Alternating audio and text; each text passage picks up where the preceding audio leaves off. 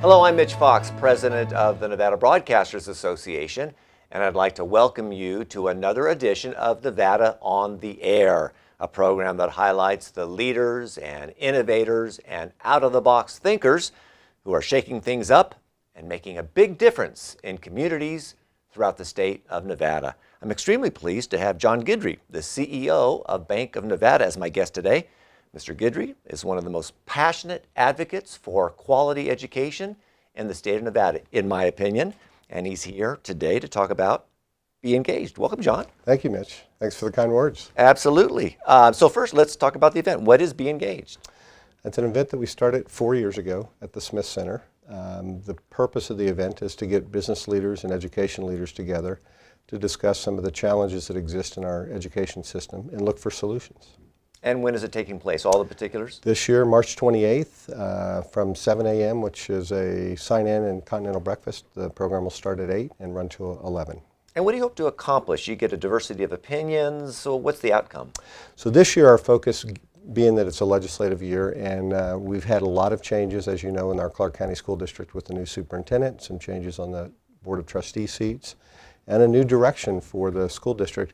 We're focusing on legislative issues, non-legislative issues, where we can find common ground between the business community and the education community, and see if we can work together to leverage the resources both organizations offer. It's no secret that public education is getting attacked from many sides, some of it warranted, some of it unwarranted. Correct. And there's been a lot of solutions thrown out there over the years, and lawmakers have discussed it almost ad nauseum. Is there something new out there that we haven't tried? Well, there's always something new. So in the last 10 years, I've worked very closely with the Clark County School District and looked at some of the things that they've done well.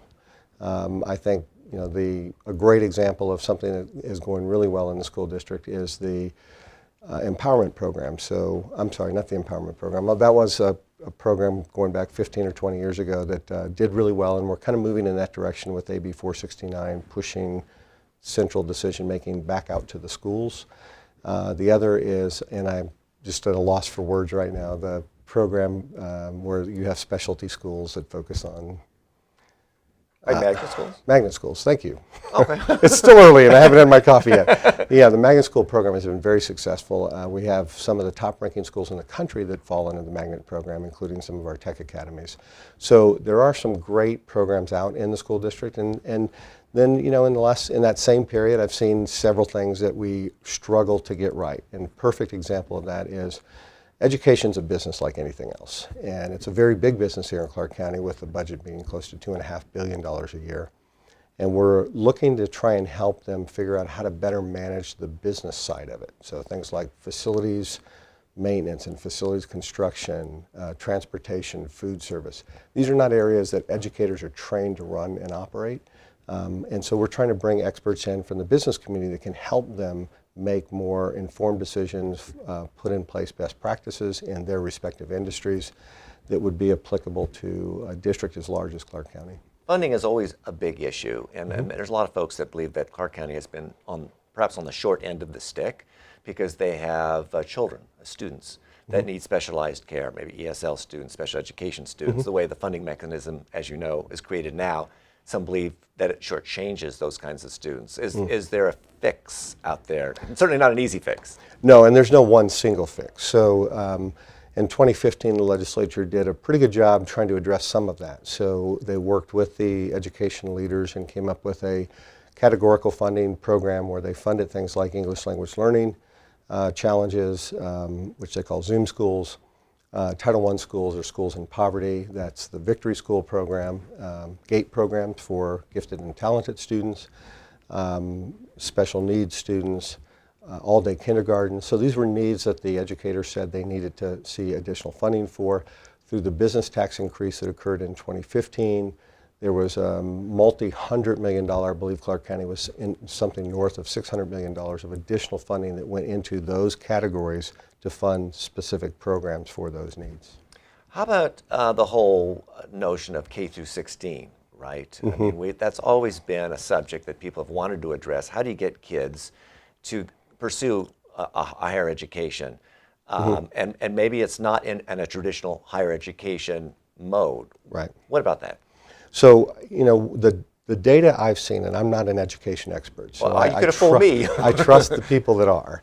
And the data I've seen is the earlier you invest in education, the better the outcome. So if you start children in kindergarten versus first grade, and you go full day versus half day, you tend to have better outcomes. You're starting the child at an earlier age so that they can learn to read and comprehend, so that by third grade, they're reading and comprehending at very least at third grade level, so that they can now read to learn.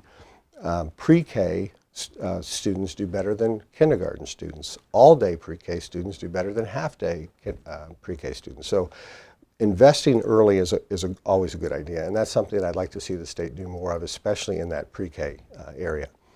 And then in terms of through 16, I think part of the problem we have in education is we have this mentality that every student's the same. Every student should go through primary and secondary education and then post-secondary education, with post-secondary education defined as community college, higher education, community college or university system.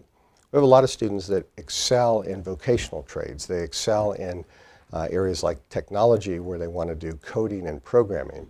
And those are certifications, and there are students that excel in you know, construction industry, and they want to learn to be an apprentice, an electrician, or those types of fields. And so we need to do a better job bringing back vocational training in the high school level for the high school level students, and then advanced training starting around high school, so that a student, when they graduate high school, can actually go into a vocation if that's their choice and have the skill sets necessary to succeed and do really well in those industries.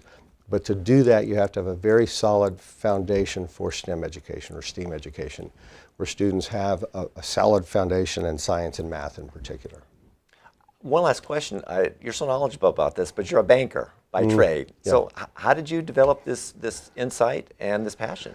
I'm married to a retired teacher, so that helps. She gives me a lot of insight, and she's the one that challenged me years ago when I said, I'm just so frustrated with our education system. We're not producing enough graduates that are ready for the workforce, whether that's out of high school or out of college or community college. And her comment back to me was, well, then do something about it. Too many people in the business world spend a lot of time complaining about what we're not getting, and we're not spending enough time looking at how we can be part of the solution. So BEEngaged was born out of that.